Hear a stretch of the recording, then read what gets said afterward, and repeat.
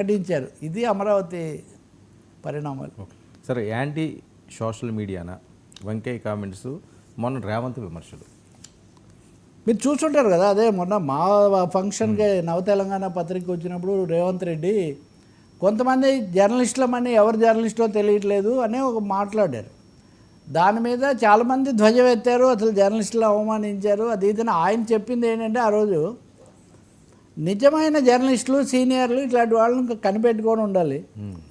విషయాలు తెలియకుండా వాళ్ళు కూడా రాకుండా ఏదో యూట్యూబ్లు పెట్టుకొని, ఆయన యూట్యూబ్ను కూడా ఏమీ అనలేదు, ఆ పేరుతో చలామణి అవుతూ ఏదో చేసేవాళ్ళ పట్ల ఈ రెండు సెక్షన్స్ అంటే ఒక విధంగా చెప్పాలంటే సీరియస్ జర్నలిస్టులు, నిజమైన జర్నలిస్టులు, కాలక్షేపం వాళ్ళు లేదా తెలియని వాళ్ళు అన్నది చెప్పారు. దీని మీద చాలా 2-3 రౌండ్ టేబుల్ పెట్టారు, ధ్వజమెత్తారు, ఇది మీడియాను అవమానించడం అది ఇది అన్నారు.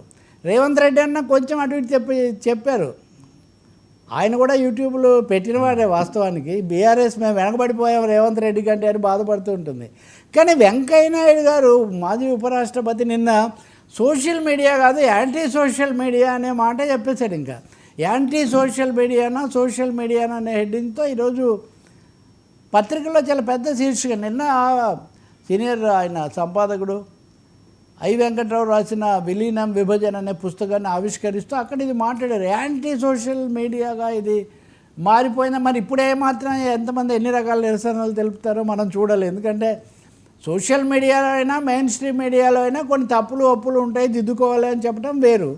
అసలు యాంటీ సోషల్ మీడియాగా ఇది మారిపోతూ ఉంది అంటే ఎవరు చెప్పినా కానీ ప్రజల సమస్యలు, విధానపరమైన అంశాలు, రాజకీయాలు, దేశ భద్రత ఇలాంటివి ప్రతిపాదించడం ఒక లెక్క.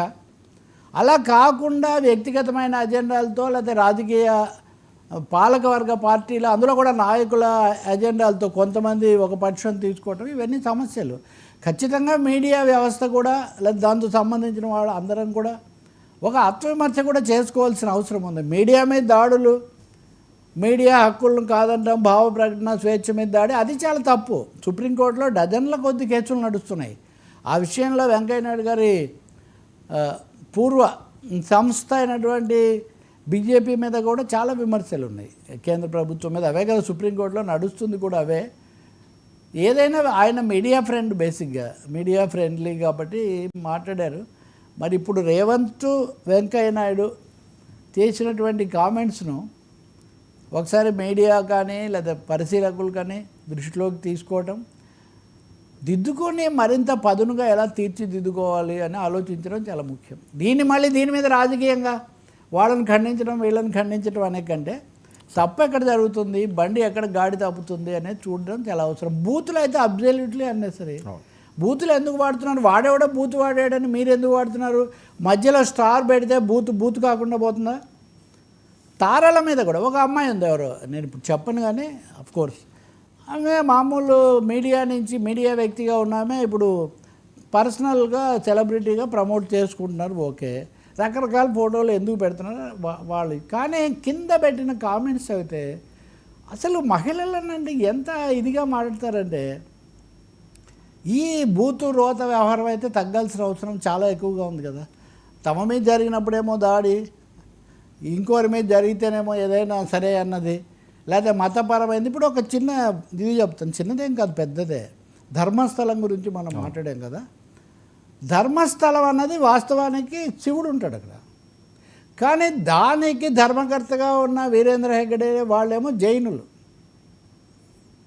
ఇప్పుడు వాళ్ళు ఏమంటున్నారంటే, వాళ్ళు పెద్ద నిన్న సమావేశం కూడా జరిపారు, అది జైన క్షేత్రం కాదు, అది హిందూ ధర్మక్షేత్రం. అది అక్కడ అధిపతి ఆయన ఉన్నాడు కాబట్టి జైన మతం మా మతం మీద దాడి చేస్తున్నారు, దీని గురించి ఆలోచించాలని వాళ్ళు చెప్తున్నారు. ఇవన్నీ సోషల్ మీడియాలో రిలీజియస్ కావచ్చు, పర్సనల్ కావచ్చు, జెండర్ కావచ్చు, రీజనల్ కావచ్చు, ఇష్టానుసారం పోతున్న పరిస్థితి. దీన్ని చక్కదిద్దుకోవాల్సిన అవసరం మాత్రం ఉంది. ఇందాక నేను చెప్పిన లిక్కర్ కుంభకోణంలో కూడా ఒక స్వామీజీ పేరు ఒక ఆయన బయట పెట్టాడు, చెప్తున్నాడు. బయట పెట్టడం ఏంటి, ఆయన మాట్లాడుతున్నాడు. ఇవన్నీ ఎవరో వచ్చి చెక్ చేయాలి, మీడియాను అదుపు చేయాలని నేను భావించాను. కానీ మీడియాను సెల్ఫ్ చెక్ చేసుకోవాల్సిన అవసరం మాత్రం ఉంది, సోషల్ మీడియా ముఖ్యంగా. Sir Rajagopal, but anti social media అనే సోషల్ మీడియా ఉండబట్టే కొన్ని విషయాలు బయటకు వస్తున్నాయి. అన్ని మీడియాలకు సోషల్ మీడియా వింగ్స్ ఉన్నాయి కదా. అవును. యా సార్ రాజగోపాల్ తిరుగుబాటు